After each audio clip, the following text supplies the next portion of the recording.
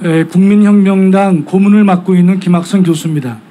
존경하는 울산 시민 여러분, 현재 대한민국은 두 개의 위기에 직면하고 있습니다.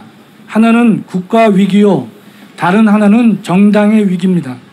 먼저 국가 위기를 말씀드리겠습니다.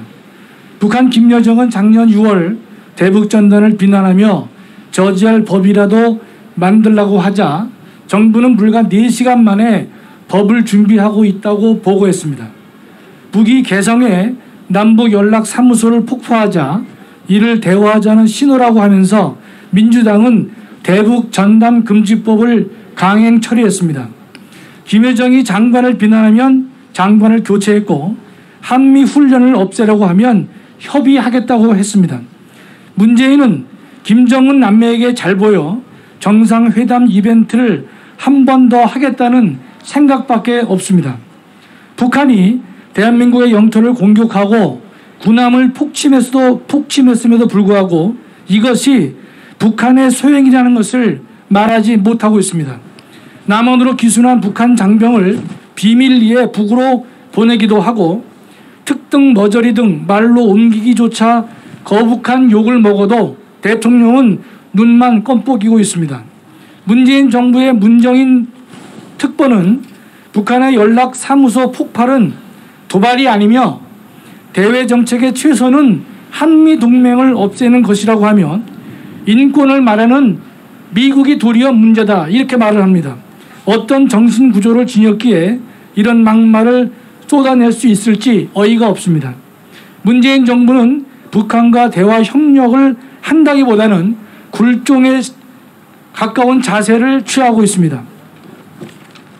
현충일은 북의 남침으로 6.25 참화를 당한 뒤 1956년 전사자를 비고자 만들어진 날입니다.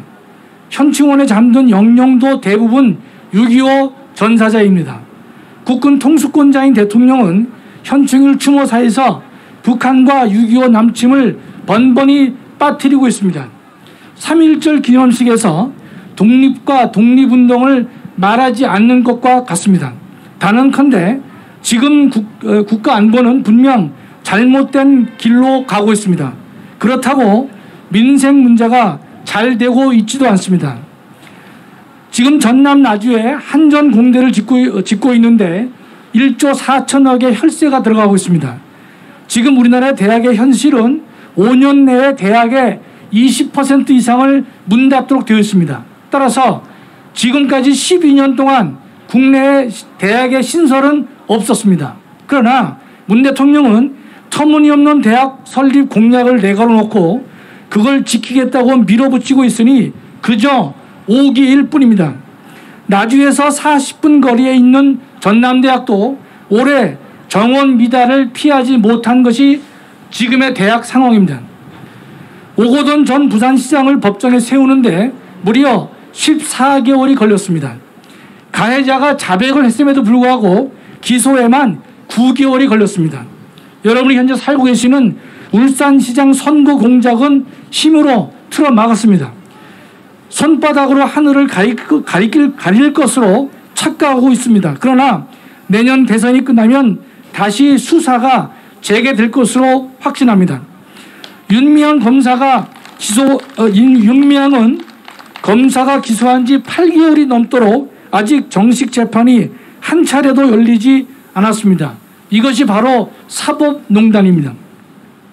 현재 민주당은 해직 교사에게 보상금을 지급하는 특별법을 발의해 놓고 있습니다.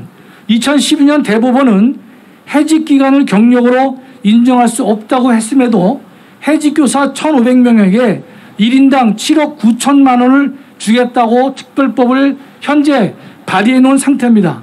이 대한민국이 온통 운동권, 주사파, 민노총, 전교조의 놀이터가 됐습니다.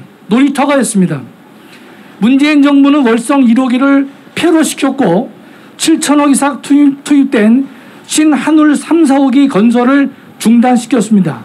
이 정부는 최첨단 원자력 에너지는 포기하고 산업화 이전 목재 땔감 에너지 시절로 돌아가겠다고 합니다. 정말 어이가 없습니다.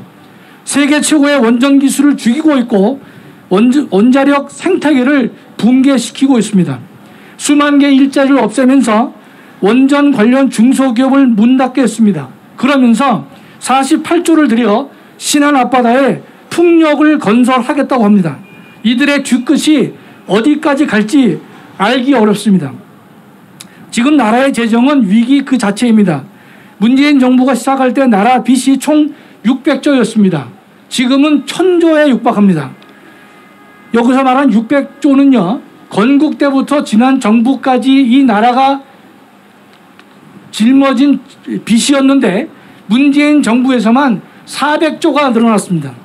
이 돈은 누가 갚아야 될 것이냐? 20대, 30대, 40대의 젊은이들이 이 돈을 갚아야 될 터인데 정말로 잔혹한 세대 착취가 아닐 수 없습니다. 두 번째, 정당의 위기를 말씀드리겠습니다. 민주당과 국민의힘은 서로 대결하는 모양을 취하고 있지만 상당 부분은 서로 야합하면서 공동 생존을 모색하고 있습니다. 제주 4.3 사건은 조선민주주의인민공화국 만세를 외치고 북한 정권의 수립을 지지하는 무장 반란 폭도들이 일으킨 반란 사건입니다.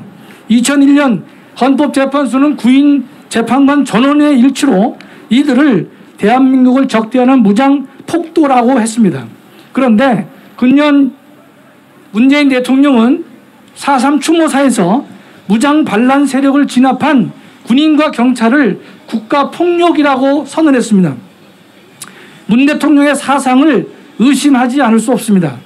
대한민국에 적대하는 무장 폭도를 진압하는 군경을 국가폭력이라고 한다면 이는 대한민국의 정체성을 부정하는 것으로 자유민주주의 헌법 질서를 수호해야 할 대통령의 책무를 위반한 중대한 헌법 위반에 해당합니다. 또 지난 3월 민주당은 제주 4.3 특별법을 통과시켰습니다.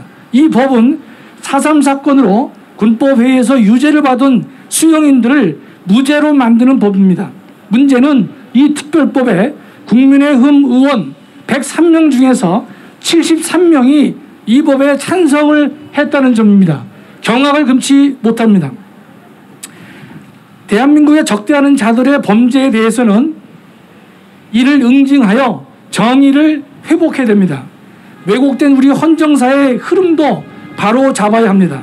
또 앞으로는 우리 헌정사회에 그와 같은 불행한 사태가 반복되지 않도록 자유민주주의 기본질서를 더욱더 확립하고 헌정사회 이정표를 마련해야 됩니다. 그런데 더불어민주와 국민의힘은 이런 국민의 요구와 열망을 허망하게 만들었습니다. 제주도민의 표만 의식한 채 양심도 정의도 내팽개쳤습니다. 국민의힘 대표 경선에서 인기를 끌고 있는 이준석은 며칠 전 제주일보와의 인터뷰에서 제주 4.3 사건에 대해 폄하 왜곡하는 세력과는 선을 긋겠다고 발언했는데 공당의 당대표 경선에 나간 사람이 이 정도의 역사의식을 가지고 있다는데 어이가 없고 참담할 뿐입니다. 존경하는 울산 시민 여러분, 이런 국민의힘을 믿을 수 있겠습니까? 또한 지금 민주당은 152명 의원의 찬성으로 여수 순천 반란 사건 주동자의 명예회복과 보상을 위한 특별법을 발의를 해놨습니다. 여러분 알다시피 여수 순천 반란 사건은 1948년 제주 4.3의 남로당 폭도들을 진압하기 위해서 우리 군대를 파견했는데 파견의 중간 지점인 바로 여수 순천에 머물던 그 당시에 군대 내에서 일어난 군사 반란 사건이 바로 여수 순천 반란 사건이고 그 사건으로 인해서 장교가 무려 21명이나 죽임을 당했습니다. 그러면 이 군인 반란군을 이 문재인 정부는 통일정부 수립을 위해 봉기한 민주화 운동으로 떠받들고 있습니다. 또 반란이 아닌 무장봉기나 항쟁으로 불러줘야 한다고 합니다. 정말 제정신이 아닌 것입니다. 위 법은 반란군을 무죄, 형사보상, 국가배상을 가능하게 해주겠다는 것인데 위 제주특별법을 찬성한 국민의힘은 이 역시 지지할 것이 예상되는데 나라의 꼴이 망국으로 흐르고 있습니다. 또 여러분이 아실지 모르겠지만 현재 차별금지법이 국회에 계류되어 있습니다.